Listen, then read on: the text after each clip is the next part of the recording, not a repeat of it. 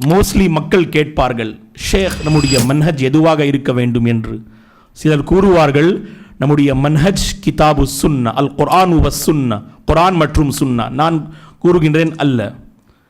நம்முடைய மன்ஹஜ் மன்ஹஜுனா அல் கிதாபு வ சுன்னா ஃபீ ضوء فهم السلف الصالح. முன் வாழ்ந்த நல்லடியார்கள் எப்படி இந்த மார்க்கத்தை அவர்கள் புரிந்து கொண்டார்களோ அதன் அடிப்படையில் நீங்கள் உங்களுடைய சுப்ஹானல்லாஹ் மன்ஹஜை நீங்கள் அமைத்துக் கொள்ளுங்கள். தவறான அமைப்புகள் இருக்கின்றன, தவறான வழிகள் இருக்கின்றன. அதிலிருந்து நீங்கள் பாதுகாப்பு பெற வேண்டுமா? குர்ஆன் ஹதீஸின் அடிப்படையில் யார் வாழ்க்கையை அமைத்துக் கொண்டார்களோ இந்த ஸலஃபுமார்களின் சுப்ஹானல்லாஹ் மன்ஹஜை நாம் பின்பற்ற வேண்டும். மன்ஹஜ் என்றால் நீங்கள் கொள்கை ரீதியாக, மார்க்க ரீதியாக, சுப்ஹானல்லாஹ் ஈமான் நம்பிக்கை ரீதியாக எந்த வழியை நீங்கள் தேர்ந்தெடுக்கிறீர்களோ அதுதான் மன்ஹஜ்.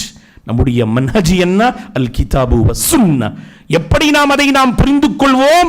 சுப்ஹானல்லாஹ் குர்ஆன் ஹதீஸின் அடிப்படையில் எப்படி ஸலஃபுமார்கள் அதை குர்ஆனுடைய அந்த வசனத்தை, ஹதீஸுடைய சுப்ஹானல்லாஹ் அந்த நஸ்ஸை அவர்கள் எப்படி புரிந்து கொண்டார்களோ அப்படியே நாம் இந்த மார்க்கத்தை புரிந்து கொள்வோம்.